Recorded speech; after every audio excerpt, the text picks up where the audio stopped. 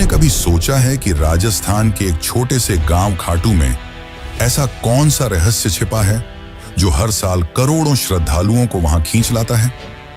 आखिर ऐसा क्या है उस मंदिर में जहां लोग एक सिर की मूर्ति के आगे नतमस्तक हो जाते हैं? क्या आपने कभी सुना है कि किसी व्यक्ति ने युद्ध में जाने से पहले अपना सिर दान कर दिया हो और वो सिर बिना शरीर के पूरी महाभारत का युद्ध देखता रहा, और यही सिर आज खाटू धाम में एक भगवान के रूप में पूजित है? यह कहानी कोई साधारण देवता की नहीं, यह कहानी है बारबरीक की, घटोत्कच के पुत्र की, एक ऐसे वीर की जिसे श्री कृष्ण ने स्वयं कलयुग का भगवान घोषित किया था। लेकिन सवाल यह है, क्यों? बर्बरीक ने ऐसा क्या किया कि कृष्ण को उनका सिर मांगना पड़ा? और क्या सच में खाटू श्याम वही बारबरीक हैं? हर साल फागुन महीने में करीब 1 करोड़ से ज्यादा श्रद्धालु खाटू श्याम के दरबार में हाजिरी लगाते हैं। कई लोग दावा करते हैं कि उनके यहाँ जाने भर से उनकी अधूरी मनोकामनाएं पूरी हो जाती हैं। किसी को नौकरी मिलती है, किसी को संतान सुख, तो कोई मृत्यु के मुंह से लौट आता है। क्या यह केवल संयोग है या खाटू श्याम जी में वाकई कोई अलौकिक शक्ति है? खाटू श्याम के मंदिर के भीतर एक अनोखा वातावरण रहता है।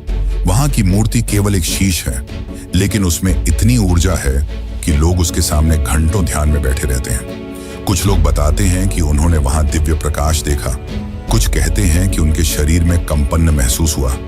क्या यह केवल श्रद्धा है या विज्ञान की पहुंच से बाहर कोई शक्ति? और यह भी सोचिए, क्यों कहा जाता है कि जब कलयुग में अधर्म चरम सीमा पर पहुंच जाएगा, तब यही श्याम बाबा नील घोड़े पर सवार होकर युद्ध के मैदान में उतरेंगे? क्या यह केवल एक प्रतीकात्मक विश्वास है या किसी आने वाले महायुद्ध का संकेत? इतिहासकारों के पास इसके जवाब नहीं है और विज्ञान की भाषा यहां मौन हो जाती है। लेकिन लाखों भक्त कहते हैं, हारे का सहारा खाटू श्याम हमारा। जो भी श्याम के दरबार में आता है खाली हाथ नहीं जाता। और सबसे बड़ा सवाल, क्या आज भी खाटू श्याम मंदिर में रात को वह सिर सोता है? क्या मूर्ति में कोई चेतना है, कोई दिव्य ऊर्जा? इन सारे सवालों के जवाब आपको इस डॉक्यूमेंट्री में मिलेंगे। हम जाएंगे उस भूमि पर जहां कृष्ण ने बारबरीक की परीक्षा ली थी, उस इतिहास में जहां युद्ध से पहले एक सबसे बड़ा बलिदान हुआ था, और उस मंदिर तक जहां हर धड़कन श्याम नाम का जाप करती है। तैयार हो जाइए एक ऐसी यात्रा पर जहां आस्था, इतिहास, विज्ञान और रहस्य सब एक साथ मिलते हैं, खाटू श्याम के दिव्य और रहस्यमयी संसार में। लेकिन उससे पहले अगर चैनल पर नए हैं तो वीडियो को लाइक करके चैनल को सब्सक्राइब जरूर कर लें। ये आपके लिए तो फ्री है, पर इससे हमारी काफी मदद हो जाती है। साल 2019 की बात है। राजस्थान के सीकर जिले का एक व्यापारी दिल्ली के एक बड़े अस्पताल में जिंदगी और मौत की जंग लड़ रहा था। डॉक्टरों ने जवाब दे दिया था, अब बस चमत्कार ही बचा सकता है। घर वाले टूट चुके थे, लेकिन तभी उस व्यापारी की पत्नी ने एक फैसला लिया। वो सीधा खाटू श्याम जी के दरबार पहुंची।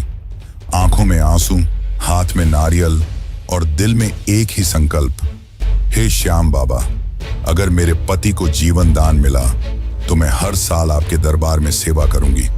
कहते हैं अगले ही दिन उस व्यक्ति की हालत में चमत्कारी सुधार हुआ।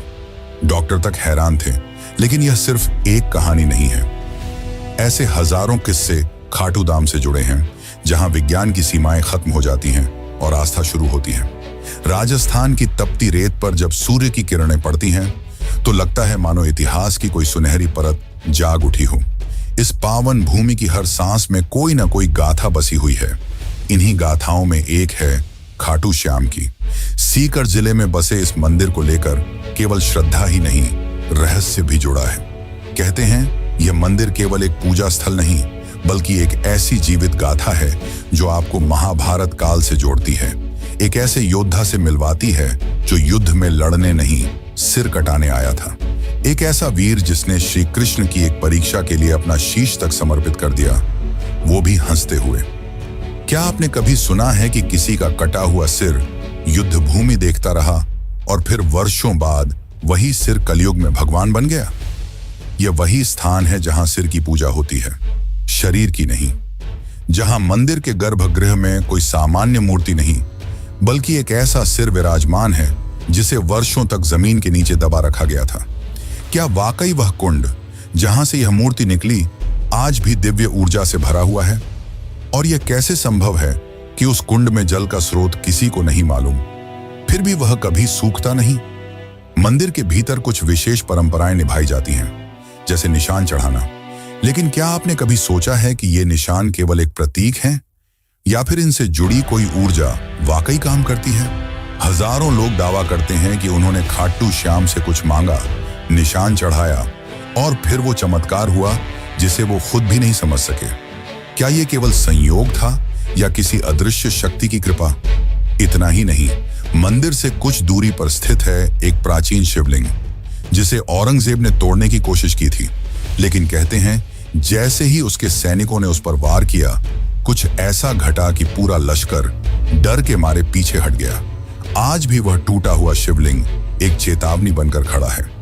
पर यह कैसा भय था जो एक क्रूर शासक को भी पीछे हटा गया? मंदिर में आने वाले लोग बताते हैं कि वहां पहुंचते ही कुछ महसूस होता है। किसी को स्वप्न में दर्शन होते हैं, किसी को जीवन की सबसे बड़ी समस्या का समाधान मिलता है। और इनमें एक बात समान है, एक अदृश्य उपस्थिति, एक रहस्यमयी शक्ति जो शब्दों से परे है। क्या यह श्रद्धा की शक्ति है या उस स्थान से जुड़ी कोई प्राचीन चेतना? और शायद सबसे चौंकाने वाली बात यह है कि खाटू श्याम मंदिर के भक्त सिर्फ भारत तक सीमित नहीं, इंग्लैंड, अमेरिका, ऑस्ट्रेलिया जैसे देशों से भी लोग यहाँ निशान यात्रा करने आते हैं। यह श्रद्धा किसी भाषा, किसी जाति, किसी धर्म की मोहताज नहीं, बस एक भावना चाहिए, भक्ति। और इस भक्ति में ही छिपे हैं वो प्रश्न जो सदियों से लोगों के मन को कुरेदते आए हैं। क्या खाटू श्याम ही कलयुग के विष्णु अवतार हैं? क्या वो सच में नील घोड़े पर सवार होकर अंतिम युद्ध में उतरेंगे? क्या वो प्रतिमा सच में चेतन है? क्या श्याम बाबा आज भी भक्तों से संवाद करते हैं? क्या उनकी प्रतिमा रात में विश्राम करती है जैसे कोई जीवित सत्ता? इन सभी सवालों के जवाब आपको इस डॉक्यूमेंट्री में मिलने वाले हैं। और साथ ही हम जानेंगे कि आप कैसे खाटू श्याम की यात्रा कर सकते हैं और आपको कब यहां जाना चाहिए।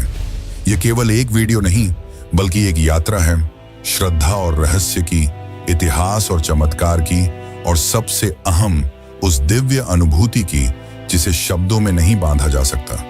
तो आइए चलिए उस रास्ते पर जो आपको केवल एक मंदिर नहीं बल्कि एक चमत्कार से रूबरू कराएगा, खाटू श्याम का चमत्कार। बाबा खाटू श्याम का संबंध महाभारत काल से माना जाता है। वे घटोत्कच के पुत्र थे। कथा की शुरुआत होती है उस अंधकारमय दौर से जब कौरवों और पांडवों के बीच तनातनी अपने चरम पर थी। हस्तिनापुर का राजमहल राजनीति, द्वेष और षड्यंत्रों का केंद्र बन चुका था। दुर्योधन के मन में पांडवों के प्रति द्वेष दिन ब दिन बढ़ता जा रहा था। उसे यह भय सताने लगा था कि यदि युधिष्ठिर को राज्य मिला तो भविष्य में कौरवों की सत्ता समाप्त हो जाएगी और वह स्वयं एक सेवक बनकर रह जाएगा।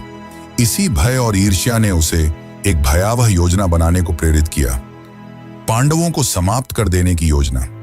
भीष्म पितामह ने जब धृतराष्ट्र को युधिष्ठिर के राज्याभिषेक का सुझाव दिया, तब दुर्योधन ने धृतराष्ट्र के मन में विष भर दिया। उसने कहा, यदि एक बार युधिष्ठिर राजा बन गया तो फिर कभी यह राज्य हमारे पास नहीं लौटेगा। धृतराष्ट्र युधिष्ठिर को योग्य मानते थे, लेकिन दुर्योधन के आग्रह के सामने वह असहाय हो गए और पांडवों को वाराणावत भेजने का निर्णय ले लिया। लेकिन यह सिर्फ एक यात्रा नहीं थी, यह एक घातक जाल था। दुर्योधन ने वाराणावत में एक महल बनवाया, ऐसा महल जो बाहर से तो वैभवशाली दिखता था, लेकिन भीतर से एक अग्निपाश था। लाक्षागृह यानी वह भवन लाख, चर्बी, सूखी घास और अन्य ज्वलनशील वस्तुओं से बना था। उसका इरादा था कि एक रात जब पांडव गहरी नींद में हों, उस महल को आग लगाकर उन्हें सदा के लिए समाप्त कर दिया जाए। लेकिन नियति ने इस षड्यंत्र को असफल करने के लिए एक और योजना रची थी, और उसमें शामिल थे विदुर। उन्हें इस षड्यंत्र का आभास हुआ और उन्होंने पांडवों को गूढ़ संकेतों में आगाह किया। विदुर ने सुरंग खुदवाने वाले कारीगर को भेजा और कहा कि एक गुप्त रास्ता वन तक बनवा लिया जाए ताकि आपातकाल में जीवन बचाया जा सके। फिर वह रात आई जब पुरोचन ने महल को अग्नि के हवाले करने की योजना बनाई, लेकिन इस योजना से पहले ही भीम ने प्रतिकार किया। अग्नि वहीं फैली, लेकिन अपने साथ पुरोचन उसकी योजना और निर्दोष भीलनी को भी ले गई।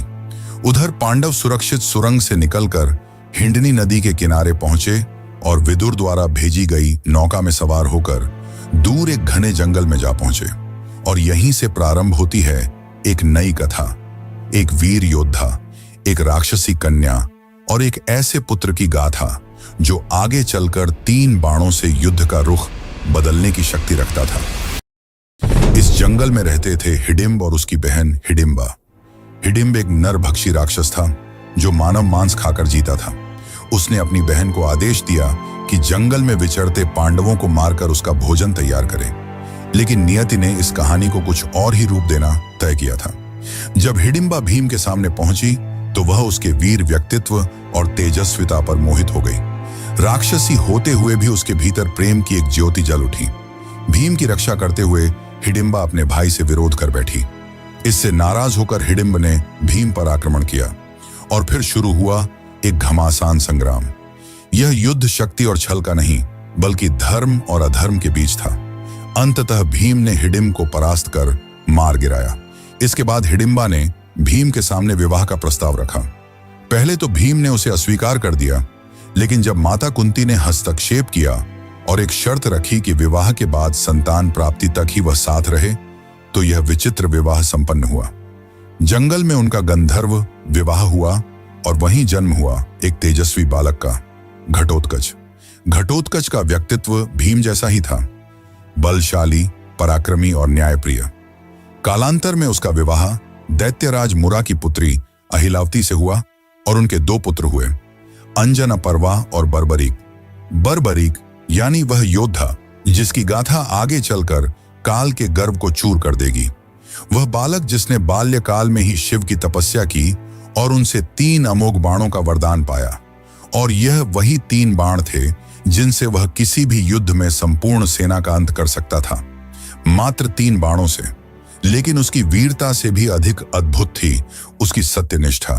अपनी माता से किए एक वचन ने उसे एक ऐसे मार्ग पर ला खड़ा किया जहां से इतिहास की धारा मुड़ गई। वह वचन था, मैं सदा हारे की ओर से युद्ध करूंगा। और यहीं से प्रारंभ होता है खाटू श्याम बनने की ओर उसका अंतिम सफर।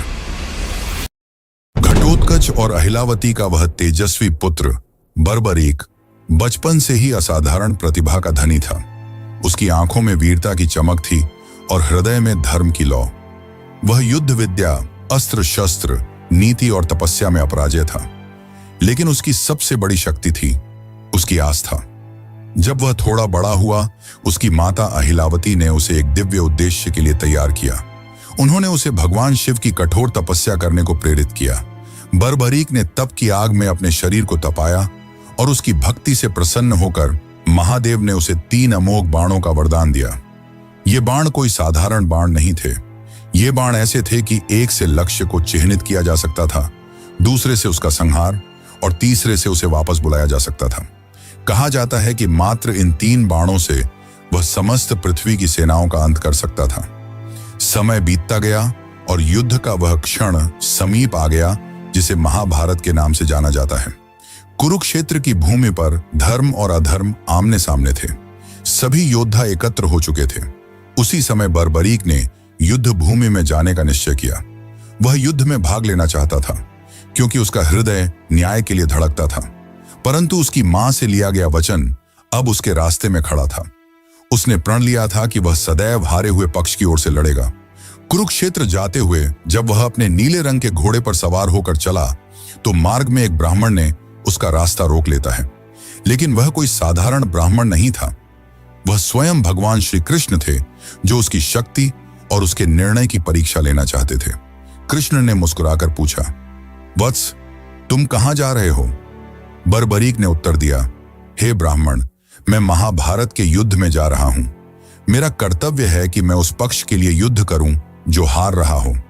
कृष्ण ने उसकी वीरता पर संदेह नहीं किया, लेकिन उसके निर्णय से उत्पन्न होने वाले परिणामों की गहराई को समझाना आवश्यक था। उन्होंने पूछा, यदि तुम केवल हारे हुए पक्ष की ओर से लड़ोगे तो युद्ध का क्या होगा? बर्बरीक ने गंभीरता से उत्तर दिया, जहां हार होगी मैं वहां जाऊंगा और जिस ओर मैं जाऊंगा वह जीत जाएगी। यह सुनकर श्री कृष्ण का हृदय कांप उठा। उन्हें स्पष्ट हो गया कि यदि बर्बरीक युद्ध भूमि में उतर गया तो युद्ध का संतुलन टूट जाएगा। धर्म और अधर्म की रेखाएं धुंधली हो जाएंगी। पांडवों की विजय असंभव हो सकती थी। तभी उन्होंने बर्बरीक की परीक्षा ली। उन्होंने एक वृक्ष की ओर इशारा करते हुए कहा, अगर तुम इतने पराक्रमी हो तो इन पत्तों को एक बाण से भेद कर दिखाओ। बर्बरीक ने ध्यान लगाकर अपना पहला बाण चलाया और वह बाण वृक्ष के हर पत्ते को छेदने निकल पड़ा, लेकिन एक पत्ता बच गया जो श्री कृष्ण ने अपने चरणों तले छुपा लिया था। बाण हवा में घूम रहा था, खोज रहा था और अंत में श्री कृष्ण के चरणों के पास रुक गया। तब बर्बरीक ने बड़े विनम्र भाव से कहा, हे ब्राह्मण, कृपया अपना चरण हटा लें, वरना यह बाण आपको घायल कर देगा। श्री कृष्ण मुस्कुराए। उन्हें उस क्षण वह विराट पुरुष दिखाई दिया जिसमें वीरता और विनम्रता दोनों का अद्भुत मेल था। अब समय था अंतिम परीक्षा का। कृष्ण बोले, हे वीर, क्या तुम मुझे एक दान दे सकते हो? बर्बरीक ने बिना झिझक कहा, हे ब्राह्मण, जो भी मांगेंगे मैं अर्पित करूंगा।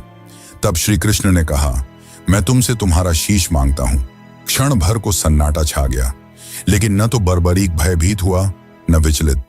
उसने बस एक आग्रह किया, हे ब्राह्मण, आप अपने असली रूप में प्रकट हों, क्योंकि ऐसा दान कोई सामान्य व्यक्ति नहीं मांग सकता। तभी श्री कृष्ण ने अपना विराट स्वरूप प्रकट किया। चतुर्भुज, पीतांबरधारी, सुदर्शनधारी, चंद्रवदन श्रीहरि के रूप में। बर्बरीक ने हाथ जोड़ ली। उसे अब स्पष्ट हो गया कि यह कोई साधारण युद्ध नहीं, बल्कि धर्म और अधर्म की अंतिम परीक्षा है। तब श्री कृष्ण ने कहा, हे वीर, तुम्हारा बल, तुम्हारा त्याग और तुम्हारी भक्ति इस युग को दिशा देंगे। मैं चाहता हूं कि तुम युद्ध भूमि में दर्शक बनो। मैं तुम्हारे शीश को अमृत से स्नान कराऊंगा। तुम पूरे युद्ध को देखोगे और न्याय के आधार पर निर्णय दोगे। और सुनो, कल युग में जब धर्म क्षीण होगा, तब लोग तुम्हें हारे का सहारा कहकर याद करेंगे। वे तुम्हारे सिर की पूजा करेंगे, क्योंकि उसमें मेरा अंश रहेगा। तुम्हारा नाम होगा श्याम और तुम मेरे ही रूप में पूजे जाओगे। श्री कृष्ण ने अपने हाथों से उसका शीश लिया और उसे युद्ध भूमि की एक ऊंची पहाड़ी पर स्थापित किया, जहां से उसने महाभारत का संपूर्ण युद्ध देखा, न्याय की दृष्टि से, बिना किसी पक्षपात के। और इस प्रकार जन्म हुआ खाटू श्याम का। जितना ही रहस्यमयी खाटू श्याम है, उतना ही रहस्यमयी इस मंदिर का निर्माण। तो चलिए अब जानते हैं मंदिर के निर्माण की असली कहानी। खाटू श्याम मंदिर का इतिहास उतना ही गूढ़ है जितनी इसकी महिमा। जब जब कालखंड चुप रहता है, तब तब कोई स्थल, कोई घटना, कोई संकेत स्वयं बोल उठता है। और खाटू श्याम धाम का निर्माण भी एक ऐसी ही पुकार से आरंभ होता है। यह केवल ईंट और पत्थरों की रचना नहीं थी, बल्कि यह उस अलौकिक चेतना की पुनः अभिव्यक्ति थी जो कलयुग में मानवता का अंतिम सहारा बनकर अवतरित हुई। इस पावन मंदिर की नींव उस क्षण पड़ी जब राजस्थान की तपती धरती पर एक असामान्य घटना घटी। कहते हैं यह कोई मंदिर स्थल नहीं था, न ही कोई पवित्र तीर्थ, बल्कि सीकर जिले का एक साधारण सा गांव खाटू। पर एक दिन जैसे स्वयं भगवान ने उस भूमि को पुकारा हो, एक गाय चढ़ते चढ़ते एक विशेष स्थान पर पहुंची और बिना किसी कारण उसके थन्नों से दूध बहने लगा। यह घटना कोई संयोग नहीं थी, यह प्रकृति की चेतावनी थी कि उस धरती के गर्भ में कोई अलौकिक सत्य छुपा है। जैसे जैसे यह बात गांव में फैली, जिज्ञासा बढ़ती गई। ग्रामीणों ने मिलकर उस स्थान की खुदाई करने का निर्णय लिया और जब मिट्टी की परतें हटती चली गईं, तब वहां से निकला एक दिव्य सिर, एक चमत्कारी मुखाकृति जो देखने में साधारण नहीं बल्कि पूर्ण रूप से तेजस्वी और अलौकिक प्रतीत होती थी। उस सिर के साथ कोई आवाज नहीं थी, कोई शब्द नहीं थे, लेकिन फिर भी मानो उसने सबको पुकारा, एक मौन संवाद की तरह। ग्रामीणों ने उस सिर को एक सम्मानित ब्राह्मण को सौंप दिया। उन्होंने उसे अपने घर ले जाकर श्रद्धा से पूजन करना प्रारंभ किया, बिना यह जाने कि आगे क्या करना है। कई दिन बीते। पूरा गांव प्रतीक्षा में था कि अब इस दिव्यता का मार्गदर्शन कौन करेगा। तभी उस रात्रि को खाटू के तत्कालीन शासक राजा रूप सिंह चौहान को एक दिव्य स्वप्न आया, जिसमें स्वयं श्याम बाबा ने आदेश दिया कि मेरे इस स्वरूप के लिए एक मंदिर का निर्माण करो।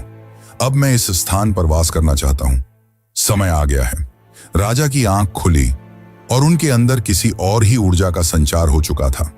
सुबह होते ही उन्होंने अपने शिल्पियों और पुरोहितों को बुलाया और उस स्थान पर एक भव्य मंदिर के निर्माण का आदेश दिया।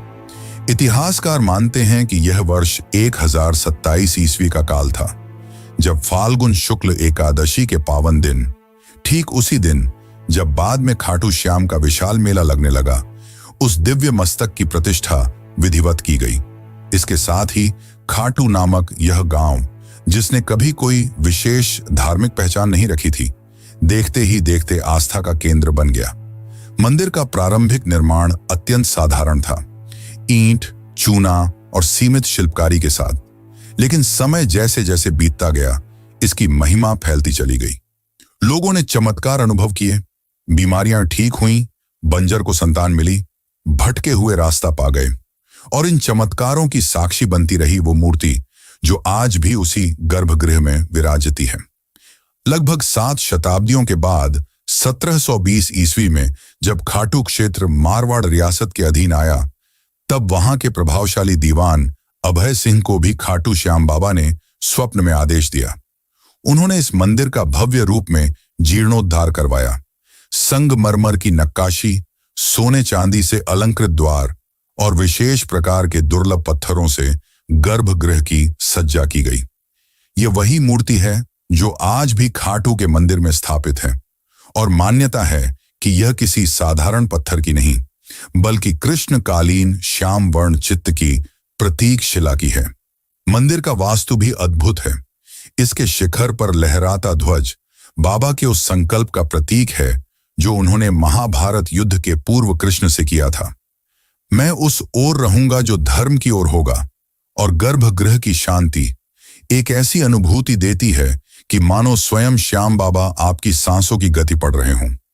खाटू श्याम मंदिर आज न केवल एक धार्मिक स्थल है, बल्कि एक जीवित परंपरा है। फाल्गुन मेला, लक्खी यात्राएं, निशान यात्रा, खाटू नरेश के जयकारे और वो भजन, श्याम तेरी बंसी पुकारे राधा नाम, ये सब मिलकर इस मंदिर को केवल एक स्थान नहीं, बल्कि एक आध्यात्मिक ऊर्जा का केंद्र बनाते हैं। कई विद्वान मानते हैं कि यह मंदिर इतिहास और अध्यात्म के बीच का एक जीवन संगम है। जहां सिर्फ दर्शन नहीं होते, वहां एक भरोसा जन्म लेता है कि जब कोई हारा हुआ इस दरबार में आता है, तो बाबा उसे फिर से जीवन से जोड़ देते हैं।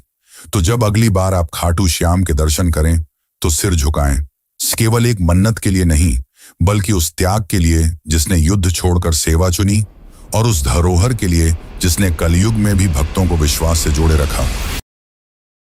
खाटू धाम में जहां एक ओर बाबा श्याम का भव्य मंदिर भक्तों की श्रद्धा का केंद्र बना हुआ है, वहीं इस स्थान का सबसे रहस्यमयी और चमत्कारिक स्थल है श्याम कुंड। यह कोई साधारण जलाशय नहीं, बल्कि एक ऐसी पवित्र सरिता है जिसे स्वयं बाबा श्याम के शीश से जुड़ा हुआ माना जाता है। मान्यता है कि जब उस दिव्य मस्तक को धरती की गर्त से निकाला गया था, ठीक उसी स्थान पर यह कुंड प्रकट हुआ, और तभी से यह कुंड केवल जल का स्रोत नहीं रहा, यह बना भक्तों की आत्मा को शुद्ध करने वाला एक अलौकिक स्नान तीर्थ। कहते हैं इस कुंड में डुबकी लगाने मात्र से जीवन भर के पाप मिट जाते हैं। श्रद्धालु जब यहाँ आते हैं तो आंखों में आंसू, हाथ जोड़कर सीने में उम्मीद और आत्मा में पश्चाताप लेकर श्याम कुंड की ओर बढ़ते हैं। हर डुबकी, हर प्रार्थना एक कहानी होती है, किसी की टूटी उम्मीद जुड़ने की, किसी की बिगड़ी तकदीर सुधरने की। कुंड का जल सदा शांत, ठंडा और निर्मल रहता है, मानो खुद बाबा श्याम उसमें समाये हों। इस कुंड को लेकर एक और बात इसे पूरी तरह रहस्य से भर देती है। आज तक कोई यह निश्चित नहीं कर पाया कि इसका जल आता कहां से है। वैज्ञानिक दृष्टिकोण से जब भी इसे परखा गया, इसकी कोई स्पष्ट जलधारा न तो ऊपर से आती दिखी, न नीचे से कोई स्रोत मिला, पर फिर भी कुंड हमेशा लबालब रहता है, और इसीलिए लोग कहते हैं कि इसका जल पाताल लोक से आता है। ये बात सुनने में कल्पना जैसी लगती है, लेकिन जब आप वहां खड़े होकर चारों ओर देखेंगे और महसूस करेंगे कि कोई स्रोत न होते हुए भी जल लगातार बना रहता है, तब एक अलौकिक सिहरन आपके भीतर दौड़ जाती है। यह कुंड अपने आप में एक मौन चमत्कार है, जो सिर्फ आंखों से नहीं, हृदय से महसूस किया जा सकता है। श्याम कुंड से कुछ ही दूरी पर स्थित है दो और पवित्र स्थल, गौरी शंकर मंदिर और गोपीनाथ मंदिर। इनमें से गौरी शंकर मंदिर के साथ जुड़ी एक कथा दिल को झकझोर कर रख देती है। यह घटना तब की है जब मुगल सम्राट औरंगजेब की सेना ने इस पावन स्थल को निशाना बनाया था। धार्मिक स्थलों को नष्ट करना उसकी नीति थी और खाटू भी उसकी लिस्ट में आ गया था। उसकी सेना जब इस मंदिर को गिराने पहुंची तो सबसे पहले शिवलिंग पर भालों से प्रहार किया गया, परंतु उस क्षण कुछ ऐसा घटित हुआ जिसे देखकर सैनिकों की रूह कांप उठी। जैसे ही भाले शिवलिंग से टकराए, वहां से रक्त की धार फूट पड़ी। यह कोई कल्पना नहीं थी। वहां उपस्थित सैकड़ों लोगों ने स्वयं अपनी आंखों से वह दृश्य देखा। यह मानो शिवजी का प्रत्यक्ष आक्रोश था जो उन्हें अपनी रक्षा के लिए जगाना पड़ा। सैनिक घबरा गए, उनके हाथ कांपने लगे और वे डर के मारे वहीं से भाग खड़े हुए। और आज भी सैकड़ों साल बीत जाने के बाद भी उस शिवलिंग पर भाले के निशान स्पष्ट रूप से देखे जा सकते हैं। वो घाव जो उस दिन धर्म की रक्षा में स्वयं भगवान ने झेले थे। इस घटना के बाद किसी भी आक्रमणकारी की हिम्मत नहीं हुई कि वह इस धाम की ओर आंख उठाकर भी देखे। राजस्थान की राजधानी जयपुर से लगभग 80 किलोमीटर दूर स्थित यह खाटू धाम आज भले ही भक्तों का तीर्थ है, पर हर ईंट, हर दीवार, हर मोड़ किसी चमत्कार, किसी त्याग और किसी पुकार की कहानी कहती है। यहाँ केवल यात्रा नहीं होती, यहाँ होता है एक आध्यात्मिक विसर्जन, जहाँ लोग अपने भूतकाल, अपने कर्म, अपने दुखों को छोड़कर वापस एक नए जीवन के साथ लौटते हैं। इस धाम तक पहुंचने के लिए अक्सर रिंग्स के मार्ग की सिफारिश की जाती है और यह रास्ता भी प्रतीक बन जाता है उस भावनात्मक यात्रा का। तो चलिए अब मैं आपको लेकर चलता हूं एक ऐसी यात्रा पर जो सिर्फ पैरों से नहीं बल्कि दिल से पूरी की जाती है। यह यात्रा है खाटू श्याम जी के दरबार की, जो आपको भीतर तक छू जाती है। मान लीजिए कि आप तय कर चुके हैं, इस बार बाबा श्याम के दर्शन जरूर करने हैं। आप सुबह सुबह अपने घर से निकलते हैं, दिल में एक अजीब सी हलचल लिए, जैसे कोई आपको खींच रहा हो। रास्ते भर हारे का सहारा बाबा श्याम हमारा की धुन जैसे हर सांस में गूंजती रहती है।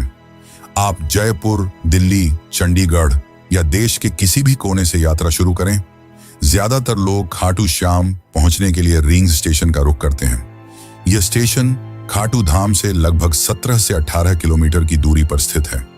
जैसे ही ट्रेन स्टेशन पर रुकती है, आप देखेंगे कि सैकड़ों लोग पहले से बाबा की जयकारों के साथ तैयार खड़े हैं। स्टेशन से बाहर निकलते ही आपको हर तरफ श्याम भक्त नजर आएंगे। कोई दंडी यात्रा कर रहा है, कोई निशान लेकर चल रहा है, कोई नंगे पांव, कोई माथे पर गुलाल लगाए, आंखों में आस्था लिए बाबा की ओर बढ़ता चला जा रहा है। अगर आप पैदल यात्रा करना चाहते हैं तो रींग से खाटू श्याम तक की ये लगभग 17 किलोमीटर की यात्रा आपके लिए एक तपस्या जैसी बन जाती है। रास्ते में भक्त भजन गाते हुए चलते हैं, श्याम तेरे भक्त दीवाने जैसे गीत हवा में गूंजते हैं। जगह जगह पर लंगर लगे होते हैं, जहां स्थानीय लोग और स्वयंसेवी संस्थाएं श्रद्धा से भोजन, पानी और विश्राम की व्यवस्था करते हैं। कोई आपको कंधा पकड़कर आगे बढ़ाता है, कोई पंखा झलता है और कोई आपके पैर दबा देता है। ये वो यात्रा है जहां अजनबी भी अपने से लगते हैं। अगर आप पैदल नहीं चल सकते या समय कम है तो ऑटो, टैक्सी, बसें भी आसानी से उपलब्ध हैं, जो आपको सीधे मंदिर के निकट ले जाती हैं।